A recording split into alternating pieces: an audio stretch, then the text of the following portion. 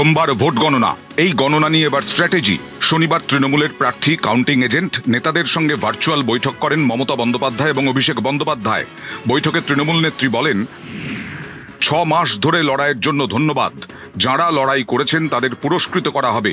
তৃণমূল শুধু জিতছে না, বড় ব্যবধানে জিতছে। 200-র বেশি আসন পাবে তৃণমূল। এদিনের বৈঠকে কাউন্টিং এজেন্টদের তৃণমূল নেত্রী একগুচ্ছ নির্দেশ দেন।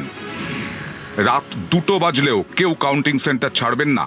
যতক্ষণ না তিনি বেরোতে বলবেন ততক্ষণ গণনা কেন্দ্রে থাকতে হবে। কোনো আসনে 200 থেকে 300 ব্যবধানে বিপক্ষ জিতলে রিকাউন্টিং এর দাবি করতে হবে। কাউন্টিং এজেন্টরা বাড়ি থেকে খাবার নিয়ে যাবেন।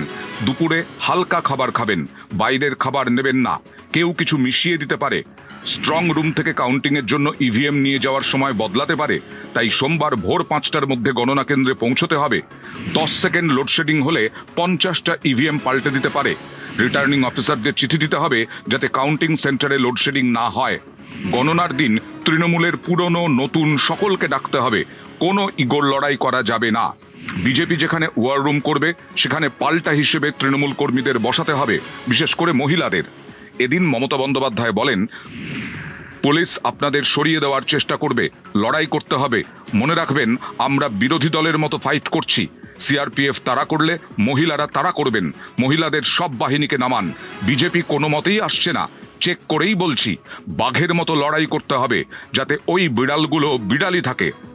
অভিষেক বন্দ্যোপাধ্যায়ের নির্দেশ, গণনার শেষ পর্যন্ত কাউন্টিং এজেন্টরা থাকবেন। সার্টিফিকেট হাতে না পাওয়া পর্যন্ত কেউ কাউন্টিং সেন্টার ছেড়ে বেরোবেন না। ইভিএম এর সিরিয়াল নাম্বারের সঙ্গে ফর্ম 17C মেলাতে হবে। ডেটা এন্ট্রিতে ভুল করলে রিটার্নিং অফিসারকে চিঠি দিতে হবে। কাউন্টিং সেন্টারে ছাত্র, যুব, মহিলারা থাকবেন। জিতে গেছি বলে ঢিলেমি দিলে চলবে না। এদিন অভিষেক বলেন, 215-র বেশি আসন পাবে তৃণমূল, তবে আত্মতুষ্টিতে ভুগলে চলবে না। বিজেপি নিজেও ভালো করে জানে ওরা জিতবে না, তবু শেষ চুরি ও কামড় দেবে ওই দিন।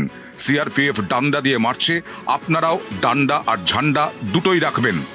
ভার্চুয়াল বৈঠকে অভিষেক নির্দেশ দেন, মহিলাদের কাউন্টিং এজেন্ট হিসেবে রাখুন। সিআরপিএফ চাইলেও ওদের গায়ে হাত দিতে পারবে না। গণনার সময় ঠিক কি কি করতে হবে তা বোঝাতে রবিবার বিভিন্ন জায়গায় প্রতিনিধি পাঠাচ্ছে তৃণমূল। দমদম ও বারাকপুর সাংগঠনিক জেলায় দায়িত্ব দেওয়া হয়েছে রাজীব কুমারকে। বহু জায়গাতে তৃণমূল কংগ্রেসের অন্দরে একটি প্রশ্ন ঘোরাফেরা করছিল, এক্সিট পোলের পরে তৃণমূল কংগ্রেসের নেতারা কি ভাবছেন। দলীয় আত্মবিশ্বাসে যাতে কোনো ঘাটতি না থাকে সে বার্তাও মমতা অভিষেক বন্দ্যোপাধ্যায়ের তরফ থেকে সম্পূর্ণভাবে দিয়ে রাখা হয়েছে তৃণমূল কংগ্রেসের সর্বস্তরের কর্মীদের কাছে। ক্যামেরায় রাজীব সিংয়ের সাথে আবির ঘোষাল, নিউজ 18 বাংলা, কালীঘাট।